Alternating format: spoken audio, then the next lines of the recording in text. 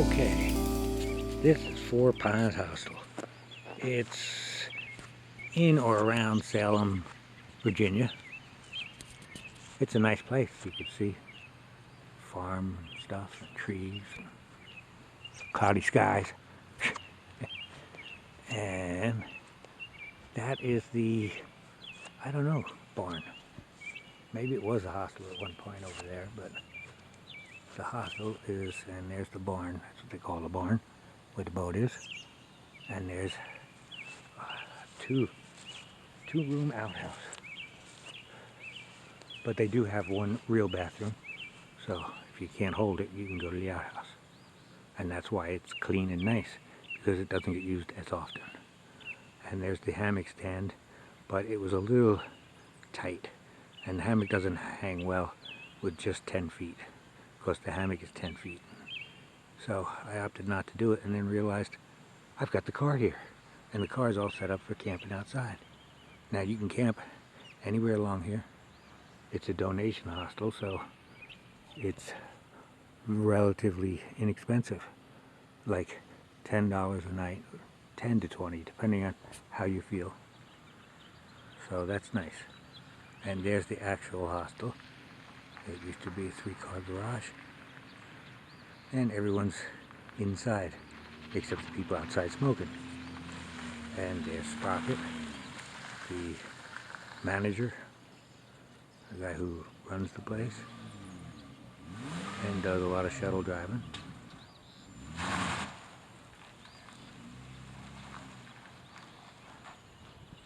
And there's the owner's house. He used to do most of it. They're all through hikers, or ex-through hikers. Because once you've done it, so.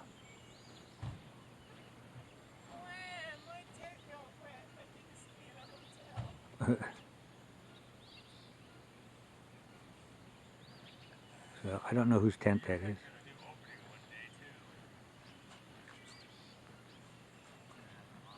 So anyhow, I've been here longer than I should be. What day is today? Today is Tuesday? Yes, it is. So Sunday, yes, Sunday I had a good day hiking. A very good day hiking. Most of the day. I don't know if I put this on there or not. If I did, you can edit it out. I was walked, it was an 8-mile day, and before that I had like 2 5s and a 6, something like that. So anyhow, it was pretty good. I actually enjoyed it. I got up to the Audie Murphy Memorial, which I think I already filmed and told you all about, so I won't go into that. And I stayed there an hour instead of a half an hour like I intended to. So I was running a little late, but it wasn't of major concern, because I was feeling good, and it was all downhill from there. And it was very nice, till that last hour. Now there was a prediction of a possibility of rain starting around 4 o'clock. Well, never count on the weatherman being precise, even when he's very close to being right. It started at 3:30, and so I stopped and I got my umbrella, and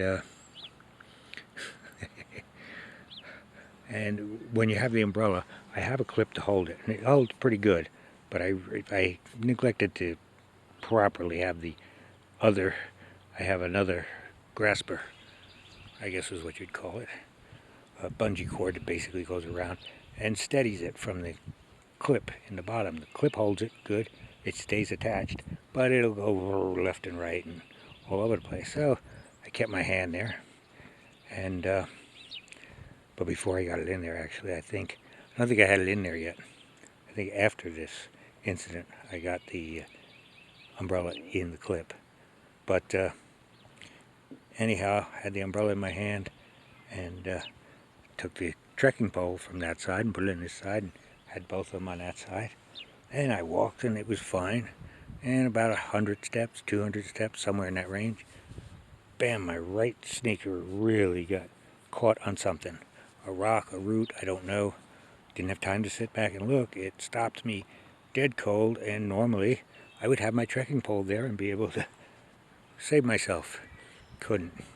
And I ended up falling and rolling at least once, and rolled right off the trail.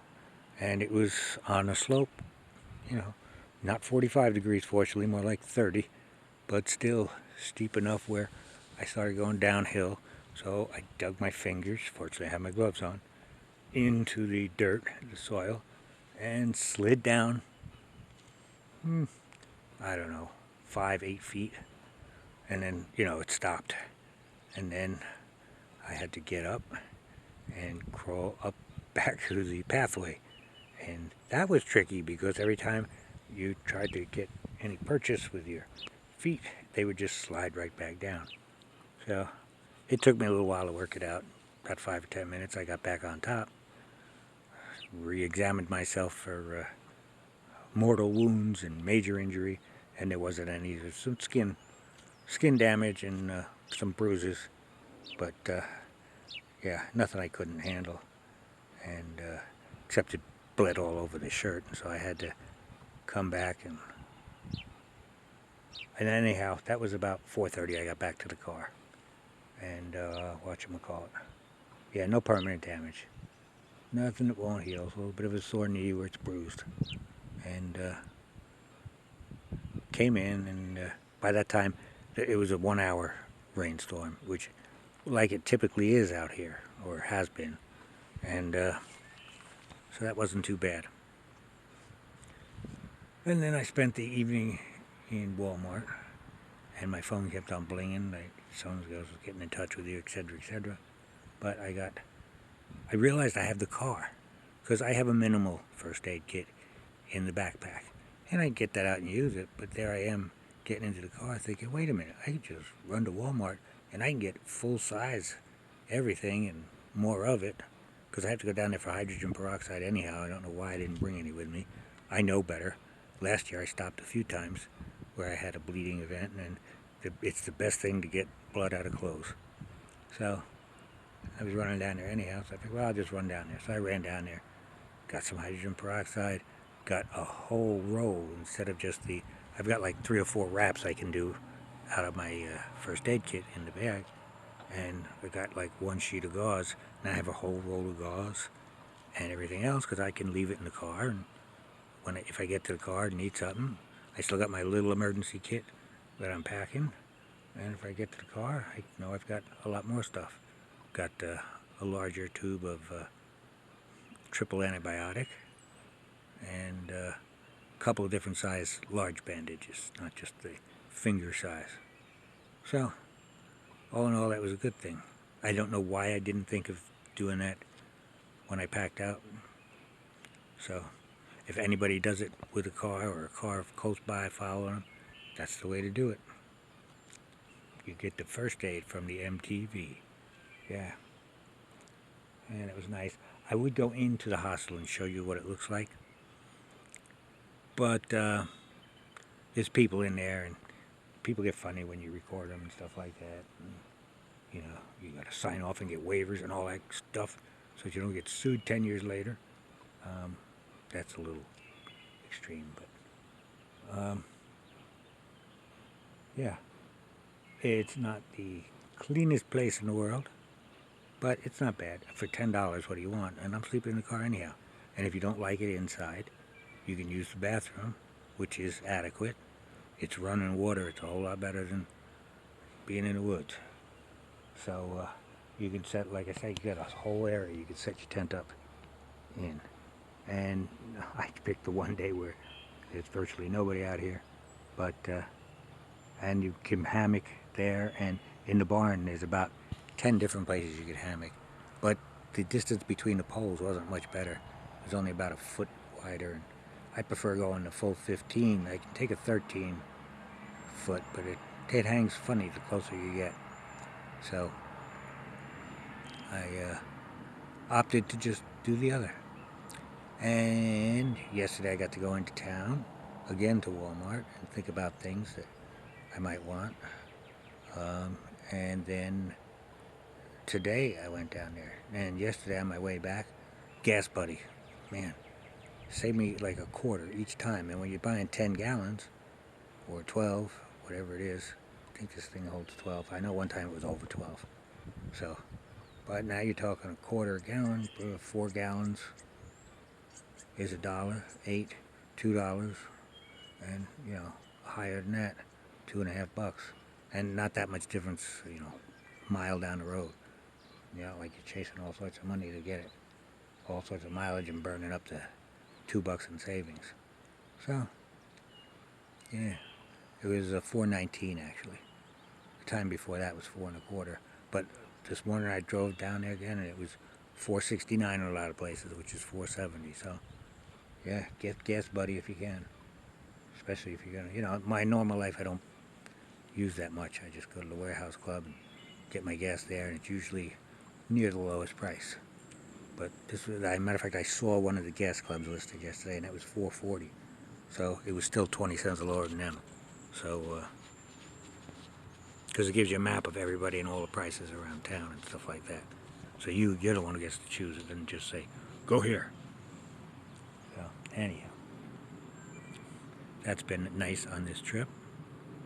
And I think this is only my, well, the ride down is about a tank and a half. And then I've done 1 or 2 tanks since I've been down here. Because you're doing a lot of driving around, so. Here's a nice little bird. Oh, that's the chicken coop now. That's what that is. I remember. There are quite a few chickens in there. And then there are guinea hens in another building over there. And there's another type of creature staying there. I think at one time this was much bigger and they actually did more farming. I think a lot of the farm has been sold to the other people. Yeah, and the guy who owns it is an old through hiker. He wrote a book, and I forget the name of it, which is not good on my part. But, and I've been here too long. I've been here 4 or 5 days, and I know I'm coming back tomorrow night after my 8-mile section, which will be Dragon's Tooth. And the next day I'm heading north, but I haven't really mapped it out yet. I'll map it out tomorrow night, and then I may come back for 1 more night. And then I'm going to continue north. And I don't see, you know, you get an overlook of it, but I don't see mapping out everything in detail until the day before, because you don't know what's going to change. And it's nice. So, yeah, if I had to stay here for a whole month, like if you got injured and you feel like, I don't want to go home, I want to heal and then go back, you know, $10 a day is a typical donation. And if you got the fortitude and patience, you could lay around here for a month while you heal. It'd be $300.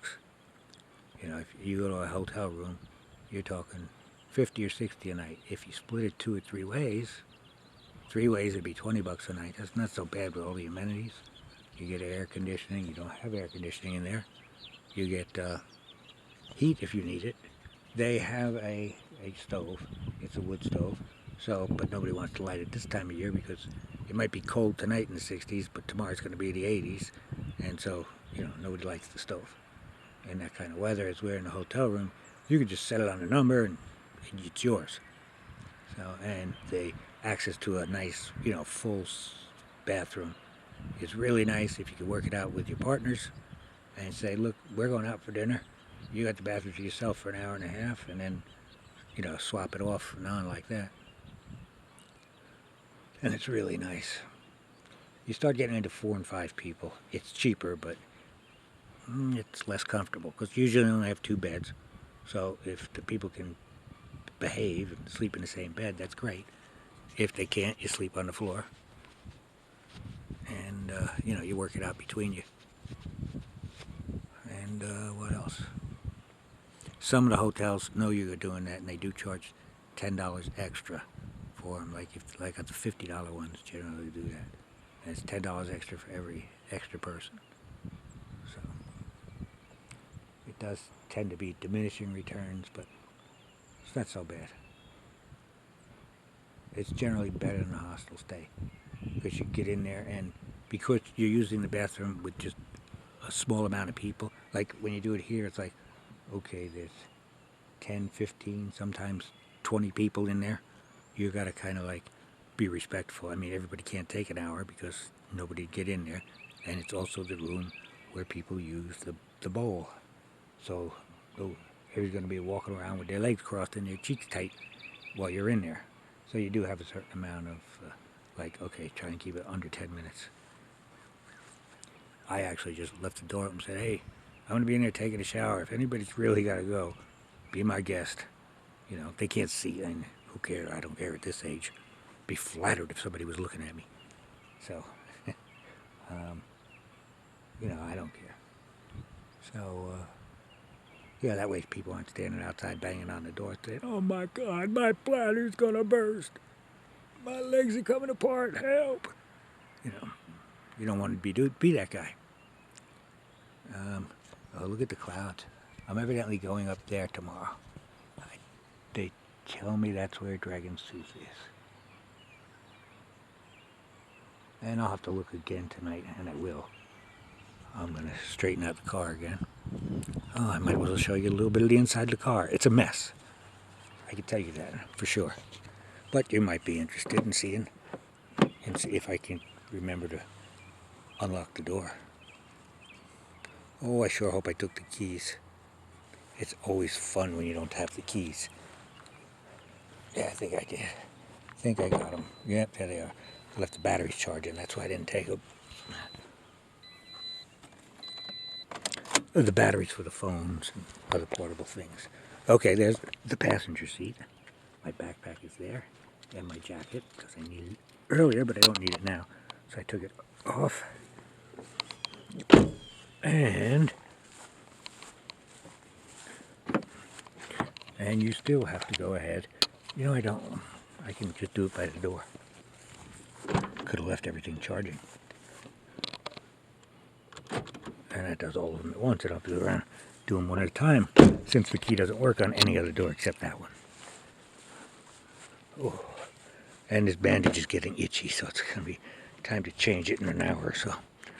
Okay. Ooh. Oh, I also realized that I can have a whole bathroom kit that's much more complete and everything when I'm in town. And anyhow, this is my mattress.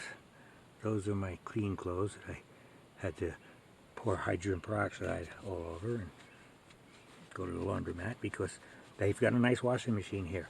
However, the dryer, which is nice, it was nice the last time I used it, is a nice clothesline outside. Can you see it from here? No, you can't.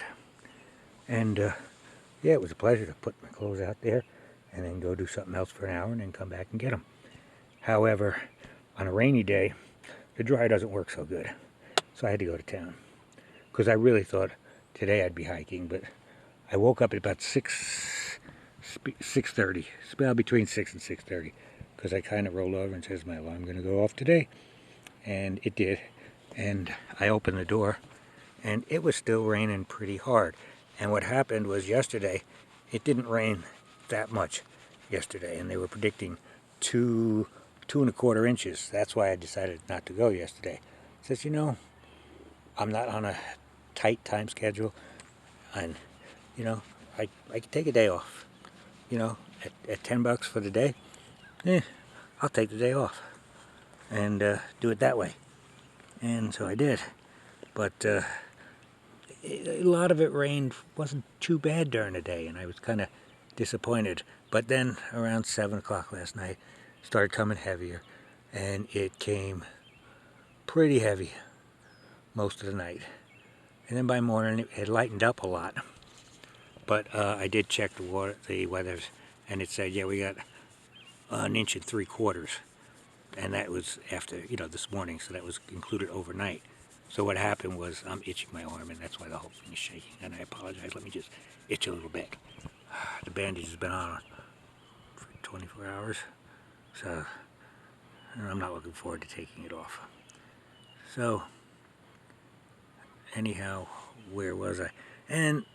But because it didn't really rain yesterday, they were predicting 2 point something inches today. And I was like, well, shit. Took yesterday off. I don't really want to take another day off. On the other hand, what the hell? You know, I don't really want to do that. Well, it stopped and they changed the weather forecast this morning, but it was like 10 o'clock by the time that happened. And then I didn't want to be out. I didn't want to start too late, because if you start too late, you're going to get back much later. And I was just like, all right, you're already committed. So now the nice thing about that is I got to hang out with full Wi-Fi, because they don't really have Wi-Fi here. You can get it from the house a little bit, but you got to stand out in the middle of the yard. And on a rainy day, that's not very conducive to doing anything.